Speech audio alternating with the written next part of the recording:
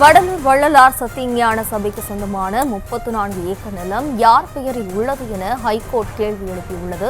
வள்ளலாரின் சத்தியஞான சபைக்கு தானமாக வழங்கப்பட்டு ஆக்கிரமிப்பில் உள்ள 27.86 ஏக்கர் நிலங்களை கண்டறிய 10 அதிகாரிகள் அடங்கிய குழுவை அமைத்து கடலூர் மாவட்ட ஆட்சியர் உத்தரவிட்டுள்ளதாகவும், தற்பொழுது யாரிடம் உள்ளது என்பதை கண்டறிந்து அவர்களின் பெயர், முகவரி உள்ளிட்ட அனைத்து விவரங்களுடன் செப்டம்பர் 12ஆம் தேதிக்குள் அறிக்கை தாக்கல் செய்யும்படி கடலூர் மாவட்ட ஆட்சியருக்கு உத்தரவிட்டனர்.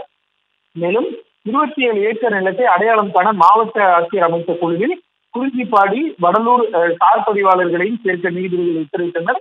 அறங்காவலர்கள் அறநிலையத்துறையுடன் கலந்தாலோசித்து 71 ஏக்கர் நிலத்தை பாதுகாக்க நடவடிக்கை எடுக்கவும், தேவைப்பட்டால் காவல்துறை பாதுகாப்பு கோரவும் உத்தரவிட்டு விசாரணையை செப்டம்பர் 12ஆம் தேதிக்கு ஒத்திவைத்தனர்.